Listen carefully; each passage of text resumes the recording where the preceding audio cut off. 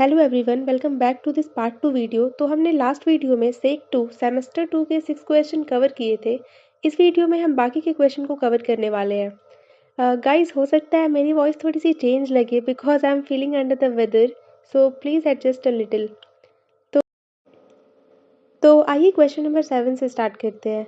हमारा क्वेश्चन है, what is web threat for organization, its security and privacy implications. इस question में हमें वेब थ्रेड के बारे में पढ़ना है, तो आइए वीडियो को स्टार्ट करते हैं। In the modern digital era, organizations depend heavily on websites, web applications, cloud service, and online platforms for business, operation, customer interaction, data storage, and financial transactions. तो आज के मॉडर्न डिजिटल एरा में organisations अपने business, operation, customer से interaction, data storage और financial transaction के लिए websites, web application और क्लाउड सर्विस पर बहुत ज़्यादा डिपेंड करती है। Due to this heavy dependence on the internet, organizations have become major target of web threat. तो इंटरनेट पर इतनी ज़्यादा डिपेंडेंसी होने की वजह से ऑर्गेनाइजेशंस आज वेब थ्रेट के मेजर टारगेट बन चुकी है। Web threats not only disrupt business operation but also seriously affect the security and privacy of organizational and user data. तो वेब थ्रेट सिर्फ बिजनेस ऑपरेशन को डिस्टर्ब नहीं करती, बल्कि ऑर्गेनाइजेशनल और यूजर डेटा की सिक्योरिटी और प्रिवेसी को भी सीरियसली अफेक्ट करते हैं। अब हम समझते हैं कि वेब थ्रेट का एक्चुअल मीनिंग क्या होता है। तो web threats are malicious activities और cyber attack that use websites, web applications, browsers और internet services to harm an organisation. तो वेब थ्रेट का मतलब होता है ऐसी मैलिशियस एक्टिविटीज या साइबर अटैक जो वेबसाइट्स, वेब एप्लीकेशंस, ब्राउजर या इंटरनेट सर्विस का यूज करके ऑर्गेनाइजेशन को नुकसान पहुंचाते हैं। These threats aim to steal data, damage system, disrupt service और violate user privacy. तो इन वेब थ्रेट का मेन एम होता है डेटा चोरी करना, सिस्टम को डैमेज करना, सर्विसेज को डिस्टर्ब करना और यूजर प्रिवेसी को वायलेट करना। अब हम देखते हैं major web threat for organisation. तो अलग अलग ऑर्गेनाइजेशन के मेजर वेब थ्रेट को एक एक करके समझते हैं। सबसे पहला है malware attack. Malware includes viruses, worms, trojans, spyware, and ransomware that enter system through malicious websites, downloads और infected links. तो malware में viruses, worms, trojans, spyware और ransomware शामिल होते हैं जो malicious websites, fake downloads और infected links के थ्रू सिस्टम में एंटर करते हैं। अब हम देखते हैं इम्पैक्ट ऑन ऑर्गेनाइजेशंस। तो ऑर्गेनाइजेशन पर इसके क्या प्रभाव पड़ते हैं। तो सबसे पहला है सिस्टम स्लो डाउन और क्रैश। मतलब ये सिस्टम को स्लो कर देती है या तो कभी कभी क्रैश कर देती है। सेकंड है डेटा करप्शन और इनक्रिप्शन। थर्ड है financial loss due to ransom demands. तो मैलवेयर अटैक की वजह से सिस्टम स्लो हो जाता है या क्रैश भी हो सकता है, डेटा करप्ट या इनक्रिप्ट हो जाता है और कई केसेस में ऑर्गेनाइजेशन को रैंसम देना पड़ता है, मतलब कुछ फिरौती की रकम देना पड़ता है। अब हम देखते हैं फिशिंग अटैक। तो phishing attack involves fake emails और वेबसाइट्स दैट ट्रिक एम्प्लॉयज और customers into revealing sensitive information such as user names, passwords और बैंकिंग डिटेल्स। तो फिशिंग अटैक में फेक ईमेल्स और फेक वेबसाइट्स का यूज़ करके एम्प्लॉय या कस्टमर को ट्रिक किया जाता है, जिससे वो अपनी सेंसिटिव इंफॉर्मेशन जैसे यूज़र नेम, पासवर्ड और बैंकिंग डिटेल को शेयर कर देते हैं। अब हम देखते हैं कि ऑर्गेनाइजेशन पर इसके क्या प्रभाव पड़ते हैं। तो ये अनऑथराइज्ड एक्सेस टू अकाउंट होता है, फाइनेंशियल फ्रॉड होता है, डेटा ब्रीचेस होता है। मतलब फिशिंग से अनऑथराइज्ड एक्सेस मिल जाता है, फाइनेंशियल फ्रॉड होता है और डेटा ब्रीचेस के चांसेस बढ़ जाते हैं। थर्ड है एसक्यूएल इंजेक्शन। तो in SQL injection attackers insert malicious code into website, into fields to access or manipulate the organization's database. तो एसक्यूएल इंजेक्शन में अटैकर्स वेबसाइट के इनपुट फील्ड में मैलिशियस कोड इंसर्ट करके ऑर्गेनाइजेशन के database को access या manipulate कर लेते हैं। अब हम देखते हैं इम्पैक्ट ऑन ऑर्गेनाइजेशन। तो इस अटैक की वजह से कस्टमर और बिजनेस डेटा चोरी हो जाता है। मतलब कस्टमर का डेटा और बिजनेस डेटा दोनों चोरी हो सकता है। डेटाबेस रिकॉर्ड डिलीट या मॉडिफाई हो जाते हैं और डेटा इंटीग्रिटी कंप्लीटली लॉस हो जाती है। नेक्स्ट है क्रॉस साइट स्क्रिप्टिंग। तो XSS attacks inject malicious scripts into trusted websites when then executed in the user's browser। तो इस अटैक में मैलिशियस स्क्रिप्ट ट्रस्टेड वेबसाइट में इंजेक्ट कर दी जाती है जो बाद में यूज़र के ब्राउज़र में एग्जीक्यूट होती है। अब अगर बात की जाए कि ऑर्गेनाइजेशन पर इसका क्या इम्पैक्ट पड़ता है, तो इससे यूज़र का सेशन डेटा चोरी हो जाता है, मैलवेयर स्प्रेड होता है और ऑर्गेनाइजेशन का कस्टमर ट्रस्ट खत्म हो जाता है। अब हम समझते हैं डिनायल ऑफ सर्विस अटैक। तो in these attacks a website और server is flooded with excessive traffic making it unavailable to legitimate users. तो इस अटैक में वेबसाइट या सर्वर पर बहुत ज़्यादा ट्रैफिक भेज दिया जाता है जिससे लेजिटिमेट यूज़र वेबसाइट्स एक्सेस नहीं कर पाते। अब अगर बात की जाए कि ऑर्गेनाइजेशन पर इसके क्या इम्पैक्ट पड़ते हैं, तो इसका result website down time, business और रेवेन्यू लॉस और रेप्यूटेशन डैमेज के रूप में होता है। अब देखते हैं वेबसाइट डिफेसमेंट। तो website defacement occurs when attackers change website content to display offensive और political message। मतलब वेबसाइट डिफेसमेंट तब होता है जब अटैकर्स वेबसाइट का कंटेंट चेंज करके ऑफेंसिव या पॉलिटिकल मैसेजेस डिस्प्ले कर देते हैं। अब इससे होता क्या है, तो इससे ऑर्गेनाइजेशन का ब्रांड इमेज डैमेज होता है और कस्टमर कॉन्फिडेंस कम हो जाता है। अब देखते हैं man in the middle attack. इसका मतलब है attackers secretly intercept communication between users and websites specially on unsecured networks.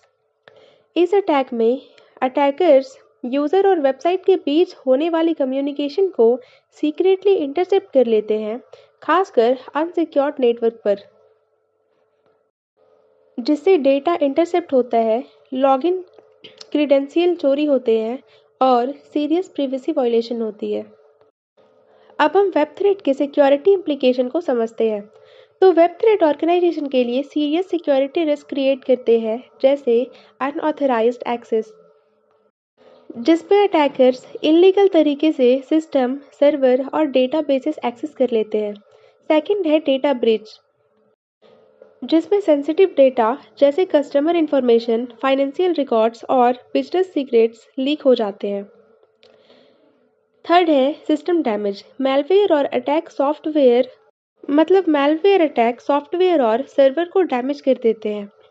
Fourth है बिजनेस डिस्ट्रप्शन, जिसमें वेब अटैक्स की वजह से सर्विस अनअवेलेबल हो जाती है और ऑपरेशन डिले होते हैं।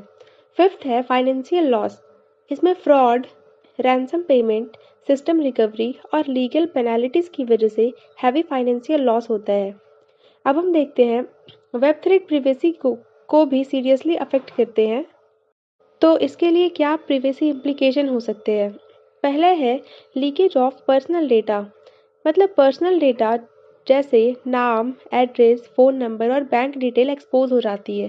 सेकंड है violation of data protection laws, इसमें डेटा ब्रीचेस की वजह से प्रिवेसी लॉज वायलेट होते हैं और हैवी फाइन्स लग सकते हैं। थर्ड है लॉस ऑफ यूज़र ट्रस्ट, मतलब कस्टमर का ऑर्गेनाइजेशन पर से ट्रस्ट खत्म हो जाता है। फोर्थ है आइडेंटिटी थेफ्ट, इसमें स्टोलन डेटा का यूज़ आइडेंटिटी थेफ्ट और फाइनेंशियल फ्रॉड के लिए किया जाता है।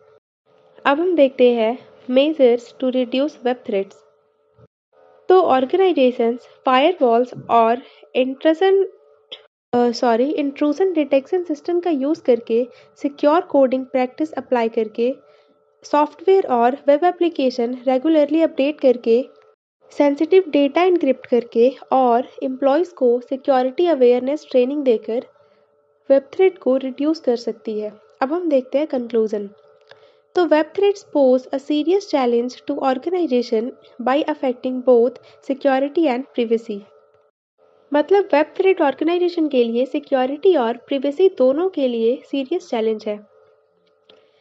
Attacks such as malware, phishing, SQL injection, and those can cause data breaches, financial losses, and reputational damage.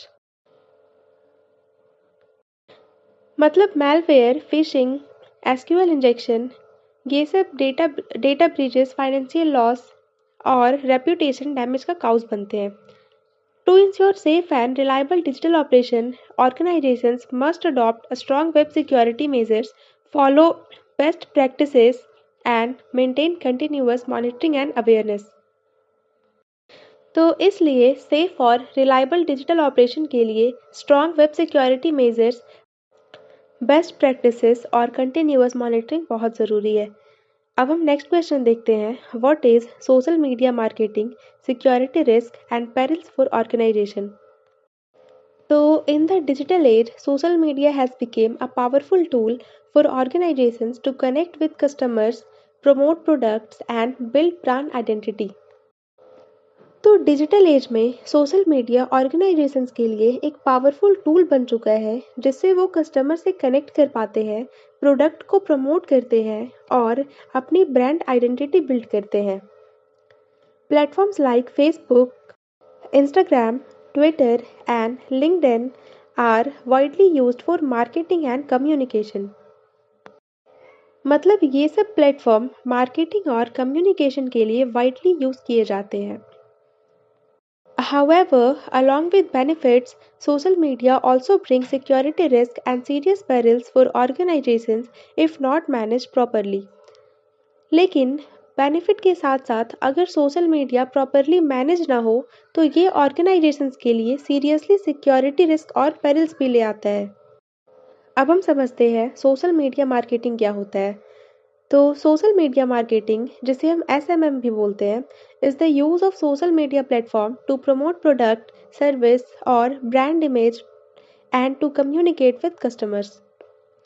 मतलब सोशल मीडिया मार्केटिंग का मतलब होता है सोशल मीडिया प्लेटफॉर्म का यूज़ करके प्रोडक्ट, सर्विस या ब्रांड इमेज को प्रमोट करना और कस्टमर से कम्युनिकेट करना. अब हम देखते हैं कि इसके क्या ऑब्जेक्टिव होते हैं. तो इसका मेन ऑब्जेक्टिव होता है अपने प्रोडक्ट और सर्विस को प्रमोट करना, ब्रांड अवेयरनेस बढ़ाना, कस्टमर के साथ इंगेजमेंट बढ़ाना, फीडबैक कलेक्ट करना और सेल्स और मार्केट रीच इंक्रीज करना. अब हम कॉमन एक्टिविटीज़ को समझते हैं जो सोशल मीडिया मार्केटिंग में होते हैं.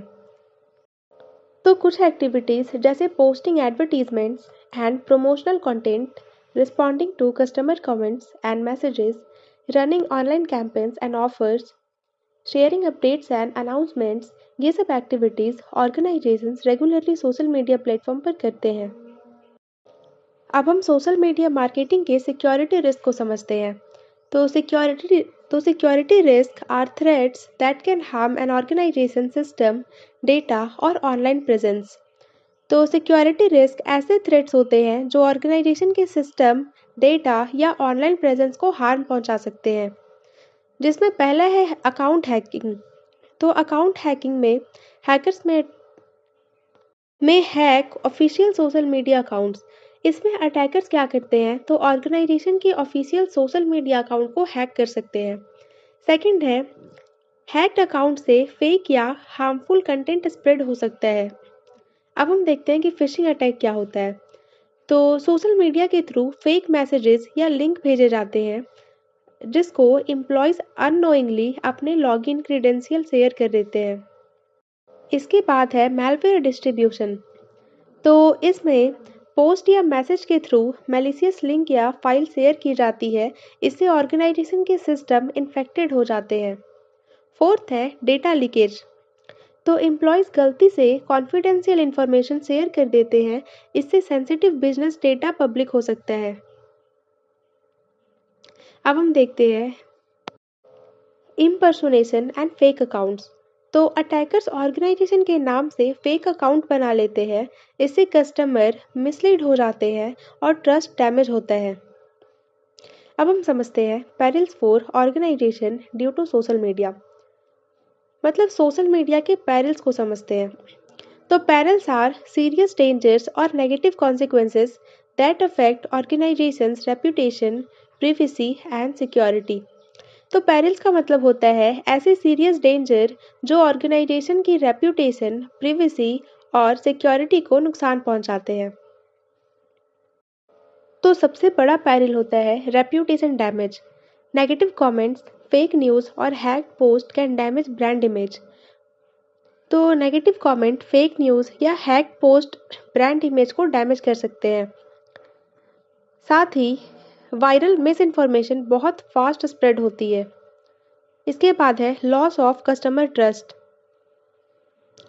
तो डेटा लीक्स और फेक मैसेजेस कस्टमर का कॉन्फिडेंस कम कर देते हैं, जिससे कस्टमर सर्विस यूज़ करना बंद भी कर सकते हैं। इसके बाद है लीगल एंड कंप्लायंस इशू। तो इसमें डेटा प्रोटेक्शन और प्रिवेसी लॉस का वायलेशन हो सकता है और ऑर्गेनाइजेशन को लीगल एक्शन और हैवी फाइन्स फेस करने पड़ सकते हैं। नेक्स्ट है फाइनेंशियल लॉस। तो सोशल मीडिया के थ्रू फ्रॉडुलेंट एक्टिविटीज़ हो सकते हैं। स्कैम्स, फेक प्रमोशन और अकाउंट रिकवरी की वजह से लॉस भी होता है। हमारा लास्ट पॉइंट है प्रिवेसी वायलेशन। तो सोशल मीडिया के थ्रू कलेक्ट किया गया डेटा, कस्टमर डेटा मिसयूज हो सकता है। साथ ही यूज़र प्रिवेसी ब्रीच होने से सीरियस कॉन्सिक्वेंसेस होते हैं। अब हम देखते हैं कि इसके क्या इम्पैक्ट पड़ते हैं। ऑर्गेनाइजेशन की सिक्योरिटी और प्रिवेसी को लेकर इसके क्या इम्पैक्ट पड़ते हैं। तो unauthorised access to account, exposure of confidential business data, increased risk of cyber attacks, violation of customer privacy and long term loss of credibility. तो इन सब की वजह से ऑर्गेनाइजेशन की सिक्योरिटी और प्रिवेसी दोनों पर लॉन्ग टर्म नेगेटिव इम्पैक्ट पड़ता है। अब हम देखते हैं measures to reduce security risk and perils. मतलब सिक्योरिटी रिस्क और पेरिल्स को कम करने के लिए क्या सोल्यूशन है। तो organisations can protect themselves by using a strong password and two factor authentication, limiting account access to authorized employees only, training employees about social media security, monitoring social media activities regularly, and creating a clear social media usage policy। तो ये measures follow करके organisation risk और perils को काफ़ी हद तक कम किया जा सकता है। अब हम कंक्लूजन देखते हैं। तो social media marketing is a powerful and effective tool for organisations, but it also introduces serious security risk and perils. तो social media marketing powerful tool है, लेकिन ये सीरियस सिक्योरिटी रिस्क और पेरिल्स भी लेकर आता है। Threats such as hacking, phishing, data leakage, and reputation damage can negatively impact on organization. Hacking, phishing, data leakage और रेप्यूटेशन डैमेज जैसे थ्रेट ऑर्गेनाइजेशन को नेगेटिवली इम्पैक्ट करते हैं। Therefore proper security measures, employ awareness and strict policies are essential to safely use social media for marketing while protecting organizational security and privacy। इसलिए social media marketing को safely use करने के लिए proper security measures, employ awareness और strict policies बहुत ज़रूरी है। अब हम देखते हैं क्वेश्चन नंबर 9, जो कि है right about privacy policies and their specifications. In the digital age, organizations collect, store, and process a large amount of personal data through websites, mobile apps, and online services। मतलब digital age में organisation website, mobile app और online service के through users का बहुत बड़ा amount of personal data collect, store और process करती है। To protect user information and build trust, organisations create privacy policies. तो यूज़र इंफॉर्मेशन को प्रोटेक्ट करने और यूज़र्स का ट्रस्ट बनाए रखने के लिए ऑर्गेनाइजेशंस प्रिवेसी पॉलिसीज़ बनाती है। A privacy policy explains how personal data is collected, used, stored and protected। तो privacy policies की एक्सप्लेन करती है कि पर्सनल डेटा कैसे कलेक्ट किया जाता है, कैसे यूज़ होता है, कहाँ स्टोर होता है और कैसे प्रोटेक्ट किया जाता है। It is an important legal and ethical requirement for organization। तो privacy policy organizations के लिए एक important legal और ethical requirement होती है। अब हम देखते हैं प्रिवेसी पॉलिसीज़ होती क्या है। A privacy policy is a formal document or statement published by an organization that describes privacy। तो privacy policy जो है ये एक फॉर्मल डॉक्यूमेंट होता है जो ऑर्गेनाइजेशन पब्लिश करती है। इसमें क्लियरली बताया जाता है कि कौन सा डेटा कलेक्ट होता है, डेटा का यूज़ कैसे होता है, डेटा कैसे सिक्योर किया जाता है और क्या डेटा किसी थर्ड पार्टी के साथ शेयर होता है या नहीं। Privacy policies help users understand their rights and privacy protections। तो privacy policies यूज़र को उनके राइट और privacy protection के बारे में समझने में मदद करती है। अब हम समझते हैं कि privacy policies के क्या ऑब्जेक्टिव होते हैं। तो इसका ऑब्जेक्टिव होता है पर्सनल और सेंसिटिव डेटा को प्रोटेक्ट करना, डेटा हैंडलिंग में ट्रांसपेरेंसी लाना, डेटा प्रोटेक्शन लॉज फॉलो करना और यूज़र्स और ऑर्गेनाइजेशन के बीच ट्रस्ट बिल्ड करना। अब हम समझते हैं कि स्पेसिफिकेशन ऑफ प्रिवेसी पॉलिसीज क्या होती है। तो privacy policy specification are the keys element और rules that must be clearly mentioned in a privacy policy. मतलब प्रिवेसी पॉलिसी स्पेसिफिकेशन वो इम्पॉर्टेंट एलिमेंट होते हैं जो प्रिवेसी पॉलिसी में क्लियरली मैंशन होना ज़रूरी होता है। अब हम देखते हैं ऐसे कौन कौन से पर्सनल डेटा है जो कलेक्ट किए जाते हैं और जो कि प्राइवेसी पॉलिसी में क्लियरली लिखना ज़रूरी होता है कि कौन सा डेटा कलेक्ट किया जा रहा है। तो जैसे नेम होता है, एड्रेस होता है, फ़ोन नंबर, ईमेल आईडी और लॉगिन डिटेल्स, साथ ही फाइनेंशियल और पेमेंट इन्फॉर्मेशन भी होता है और लोकेशन एंड डिवाइस इन्फॉर्मेशन भी। अब हम देखते हैं कि डेटा कलेक्शन का पर्पस क्या होता है। तो it should clearly state why the data is collected. For example मतलब पॉलिसी में ये क्लियरली मेंशन होता है कि डेटा किस पर्पस के लिए कलेक्ट किया जा रहा है, जैसे सर्विस प्रोवाइड कराने के लिए, यूज़र एक्सपीरियंस इम्प्रूव करने के लिए, मार्केटिंग और कम्युनिकेशन के लिए या फिर लीगल और सिक्योरिटी पर्पस के लिए। अब हम देखते हैं डेटा यूजेज। तो the privacy policy must explain how the collected data is used. तो प्रिवेसी पॉलिसी में बताया जाता है कि कलेक्टेड डेटा का यूज़ कैसे करना है, जैसे कि ट्रांजैक्शन के लिए, नोटिफिकेशन या अपडेट भेजने के लिए या फिर यूज़र बिहेवियर को एनालाइज करने के लिए। अब हम देखते हैं डेटा शेयरिंग एंड डिस्क्लोजर। तो प्रिवेसी पॉलिसी में डेटा शेयर के रूल्स क्लियरली लिखे होते हैं, जैसे whether data is shared with third parties, conditions under which may data be shared, sharing with government और legal authorities if required by law. अब हम देखते हैं डेटा स्टोरेज एंड रिटेंशन। तो पॉलिसी में डेटा स्टोरेज और रिटेंशन के details दिए होते हैं, जैसे डेटा कहाँ यूज़ होगा, डेटा को कितनी देर तक रिटेन किया जाएगा, कब और कैसे डेटा डिलीट होगा। अब हम देखते हैं डेटा सिक्योरिटी मेजर्स। तो it should describe the security measures use to protect data such as encryption, access control और सिक्योर सर्वर्स एंड बैकअप्स। तो प्रिवेसी पॉलिसी में डेटा प्रोटेक्शन के सिक्योरिटी मेजर्स बढ़ाए जाते हैं। अब हम समझते हैं यूज़र राइट। तो a privacy policy must clearly state user rights including, जैसे प्रिवेसी पॉलिसी यूज़र के राइट को क्लियरली डिफाइन करती है, जैसे right to access personal data, right to correct और update data, right to delete data and right to withdraw consent. अब हम देखते हैं कुकीज़ एंड ट्रैकिंग टेक्नोलॉजीज़। तो प्रिवेसी पॉलिसी कुकीज़ और ट्रैकिंग के बारे में बताती है, जैसे इसका क्या यूज़ होता है, क्या पर्पस है और इसे कैसे कंट्रोल किया जा सकता है। अब हम देखते हैं पॉलिसी अपडेट्स एंड चेंजेस।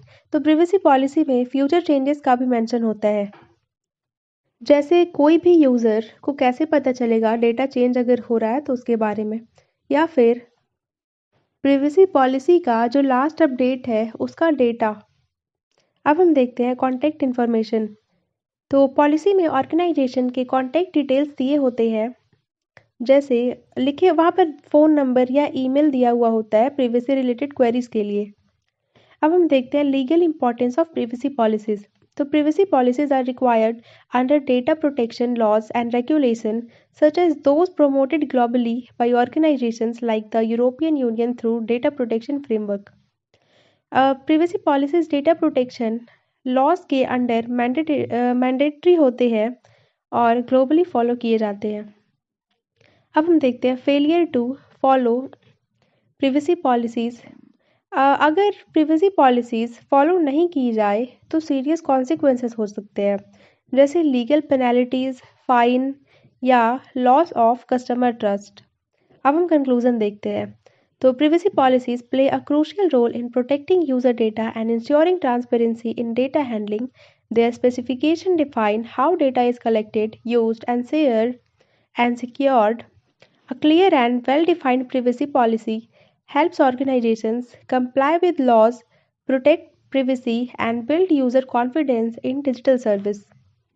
तो privacy policies user data protection और ट्रांसपेरेंसी के लिए बहुत इंपॉर्टेंट रोल प्ले करती है। स्पेसिफिकेशन ये डिफाइन करती है कि डेटा कैसे कलेक्ट, यूज़, शेयर और सिक्योर किया जाता है। साथ ही क्लियर प्रिवेसी पॉलिसी ऑर्गेनाइजेशन को लॉ फॉलो करने, प्रिवेसी प्रोटेक्ट करने और यूज़र का कॉन्फिडेंस बिल्ड करने में हेल्प करती है। अब हम नेक्स्ट क्वेश्चन देखते हैं। What do you mean by data linking and profiling in terms of privacy risk? आइए इसके आंसर देखते हैं। In the digital world, large amount of personal data are collected from websites, mobile apps, social media and online services.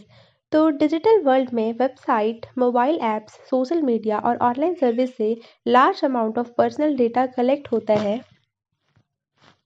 Organizations often combine and analyze this data to understand user behavior. तो organisation इस data को combine और analyse करके user behaviour को समझने की कोशिश करती है। Two important concepts related to this process are data linking and profiling. तो इस प्रोसेस से रिलेटेड दो इम्पॉर्टेंट कंसेप्ट होते हैं, डेटा लिंकिंग और profiling. While they help organizations in decision making and marketing, they also create serious privacy risk for individuals. ये organisation को decision making और मार्केटिंग में हेल्प करते हैं, लेकिन इंडिविजुअल्स के लिए सीरियस प्रिवेसी रिस्क भी क्रिएट करते हैं। आइए अब समझते हैं डेटा लिंकिंग क्या होती है। तो data linking is the process of combining data from different sources to create a more complete picture of an individual. तो डेटा लिंकिंग का मतलब होता है अलग अलग सोर्सेज के डेटा को कंबाइन करके किसी इंडिविजुअल की complete picture banana. Data from social media, banking, shopping, health apps, and government records can be linked. Even if data sets are collected separately, linking them can reveal sensitive personal information. तो social media, banking, shopping, health app और government record के data link किया जा सकता है। अलग अलग collect किया गया डेटा जब लिंक होता है तो सेंसिटिव पर्सनल इंफॉर्मेशन रिवील हो सकती है। जैसे एग्जाम्पल में हो जाएगा किसी पर्सन के शॉपिंग हिस्ट्री को उसके लोकेशन डेटा और सोशल मीडिया एक्टिविटी के साथ जोड़ देना, या फिर आधार कार्ड, मोबाइल नंबर और बैंक अकाउंट डिटेल को लिंकिंग करना। तो ये सारा इसके एग्जाम्पल हो जाएंगे। अब हम देखते हैं privacy risk of data linking. तो इसके प्रिवेसी रिस्क भी होते हैं, जैसे डेटा लिंकिंग से अनोनिमिटी लॉस होती है, सेंसिटिव डेटा एक्सपोज होता है और आइडेंटिटी थेफ्ट का रिस्क बढ़ता है। अब हम देखते हैं profiling. Profiling is the process of analyzing personal data to evaluate or predict a person's behavior, preferences, interest और characteristics. तो प्रोफाइलिंग में पर्सनल डेटा एनालाइज करके किसी पर्सन के बिहेवियर और प्रेफरेंसेस प्रिडिक्ट किए जाते हैं। Automated system analyse user data, profiles are created for marketing, credit scoring, employment और सिक्योरिटी पर्पस। तो automated system user data analyse करके मार्केटिंग, क्रेडिट स्कोरिंग, एम्प्लॉयमेंट और सिक्योरिटी के लिए प्रोफाइल्स बनाते हैं। और ये तो हमारे साथ भी होता है, जैसे हमारे यूट्यूब के डिस्प्ले में वही सारे वीडियोस और शॉर्ट्स आते हैं जो हमने देखे होते हैं। तो ये हमारे हिस्ट्री से टारगेटेड होते हैं। अब हम समझते हैं कि प्रोफाइलिंग के प्रिवेसी रिस्क क्या क्या होते हैं। तो ये पर्सनल प्रिवेसी को इन्वेड करती है, किसी भी इंडिविजुअल का पर्सनल डेटा पर से कंट्रोल हटवा देती है, डिस्क्रिमिनेशन और बायस करती है। ये बिना ह्यूमन इन्वॉल्वमेंट के डिसीजन ले लेती है, साथ ही साइकोलॉजिकल मैनिपुलेट का रिस्क भी बढ़ाती है। अब हम देखते हैं कि दोनों में क्या रिलेशनशिप होता है। तो data linking provides large combined data sets, मतलब data linking large combined data set provide कराती है, जबकि profiling uses this link data to create detailed personal profiles. जबकि प्रोफाइलिंग क्या करती है, तो डेटा लिंक का यूज करके ये पर्सनल प्रोफाइल को क्रिएट करती है।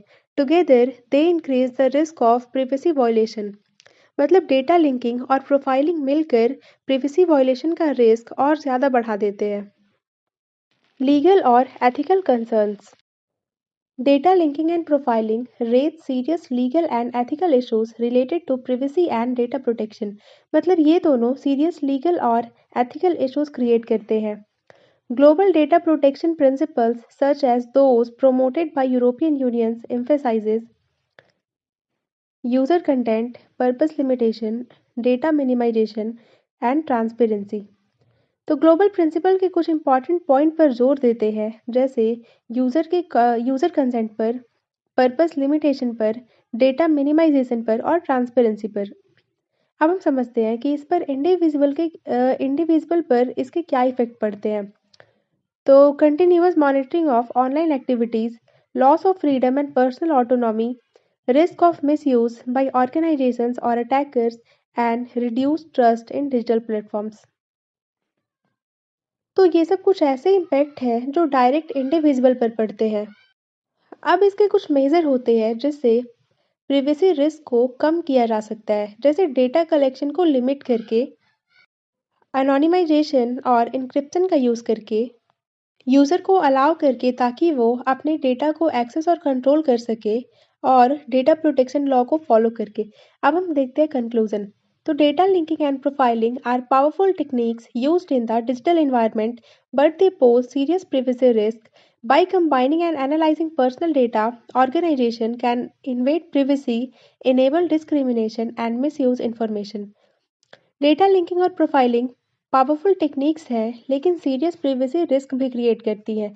पर्सनल डेटा कंबाइन और एनालाइज करके प्रिवेसी इन्वेड हो सकती है और मिसयूज होता है। Strong data protection laws, ethical practices, and user awareness are essential to balance technological benefit with privacy protection। इसलिए strong laws, ethical practices और user awareness बहुत ज़रूरी है। अब हम अपने लास्ट क्वेश्चन को देखते हैं, जो कि है define data privacy attack and its various types. आइए इसके इंट्रोडक्शन से शुरू करते हैं। तो in the digital era, a large amount of personal and sensitive data is stored and shared through computers, mobile devices and the internet. Protecting this data is very important. तो digital era में computers, mobile devices और internet के through personal और sensitive data का बहुत बड़ा amount store और share किया जाता है। इस डेटा को प्रोटेक्ट करना बहुत ही इंपॉर्टेंट हो जाता है। When attackers try to access, steal, or misuse personal data without permission, it is known as data privacy attack. Such attacks seriously affect individuals, organizations, and governments. तो जब अटैकर बिना permission personal data को access, steel या misuse करने की कोशिश करते हैं, उस डेटा को प्रिवेसी अटैक कहते हैं। ऐसे अटैक इंडिविजुअल, ऑर्गेनाइजेशन और गवर्नमेंट पर सीरियस इम्पैक्ट डालते हैं। अब हम समझते हैं कि डेटा प्रिवेसी अटैक होती क्या है। तो a data privacy attack is a malicious attempt to access, collect, disclose और मिसयूज पर्सनल और sensitive information without the consent of the data owner. मतलब डेटा प्रिवेसी अटैक का मतलब होता है बिना डेटा ओनर की कंसेंट के पर्सनल या सेंसिटिव इंफॉर्मेशन को एक्सेस करना, कलेक्ट करना, डिस्क्लोज या मिसयूज करना। The main aim of data privacy attack is to violate confidentiality and privacy of data। तो डेटा प्रिवेसी अटैक का मेन एम होता है डेटा की कॉन्फिडेंशियलिटी और प्रिवेसी को वायलेट करना। अब हम समझते हैं कि डेटा प्रिवेसी अटैक के क्या ऑब्जेक्टिव होते हैं।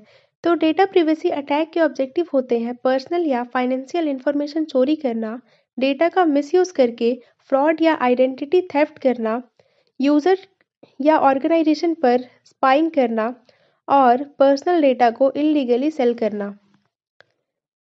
अब हम डेटा प्रिवेसी अटैक के डिफरेंट टाइप को समझते हैं। तो पहला है data breach. A data breach occurs when unauthorized persons gain access to confidential data stored in system or databases। तो डेटा ब्रीच तब होता है जब अनऑथराइज्ड पर्सन सिस्टम या डेटाबेस में स्टोर्ड कॉन्फिडेंशियल डेटा को एक्सेस कर लेते हैं, जैसे कंपनी के सर्वर से कस्टमर डेटा का लीक हो जाना। ये डेटा ब्रीच का एग्जाम्पल हो जाएगा। सेकेंड टाइप है phishing attack. Phishing is a privacy attack where fake emails, messages, or websites are used to trick users into revealing sensitive information। Fishing attack में fake emails, messages या websites का use करके user से sensitive information reveal करवा ली जाती है, जैसे fake bank email भेजना जो लॉगिन डिटेल्स मांगती है। थर्ड टाइप है identity theft. Identity theft is a data privacy attack in which someone uses another person's personal information to commit fraud or illegal activities।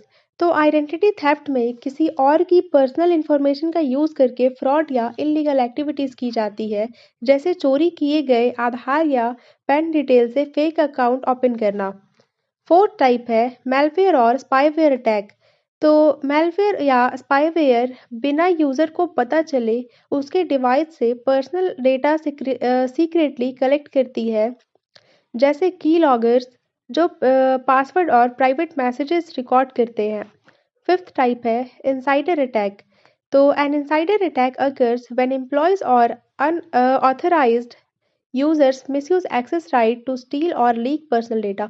तो इनसाइडर अटैक तब होता है जब एम्प्लॉयज या ऑथराइज्ड यूजर अपने एक्सेस राइट का misuse करके personal data steal या लीक कर देते हैं, जैसे कोई employee customer data third party को सेल कर देता है।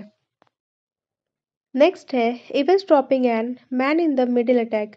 तो इस अटैक में हैकर्स दो पार्टीज के बीच होने वाली कम्युनिकेशन को इंटरसेप्ट करके प्राइवेट इंफॉर्मेशन चुरा लेते हैं। इसके बाद है डेटा लिंकिंग एंड प्रोफाइलिंग। तो in this type data from different sources is combined and analysed to create detailed personal profiles without proper consent. तो इस टाइप के अटैक में डिफरेंट सोर्सेज का डेटा कंबाइन और एनालाइज करके बिना proper consent detailed personal profile बना ली जाती है। अब हम देखते हैं कि इसके क्या इम्पैक्ट पड़ते हैं। तो impact of privacy data privacy attack. तो डेटा प्रिवेसी अटैक की वजह से पर्सनल प्रिवेसी लॉस होता है, फाइनेंशियल लॉस भी होता है, आइडेंटिटी मिसयूज होता है, मेंटल स्ट्रेस बढ़ता है और डिजिटल सर्विस पर से ट्रस्ट कम हो जाता है। अब हम देखते हैं कंक्लूजन। तो a data privacy attack is a serious cyber threat that violets the confidentiality of personal information.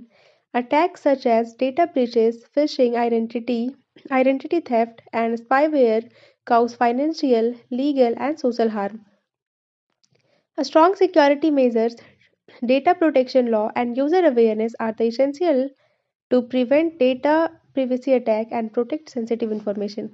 मतलब डेटा प्रिवेसी अटैक एक सीरियस साइबर थ्रेट है जो पर्सनल इंफॉर्मेशन की कॉन्फिडेंशियलिटी को वायलेट करता है। Data breaches, phishing, identity theft और spyware जैसे अटैक फाइनेंशियल, लीगल और सोशल हार्म काउज करते हैं। इसलिए strong security measures, data protection law और user awareness data privacy attack को प्रिवेंट करने के लिए बहुत ज़रूरी होते हैं। So if you like this video, subscribe for more.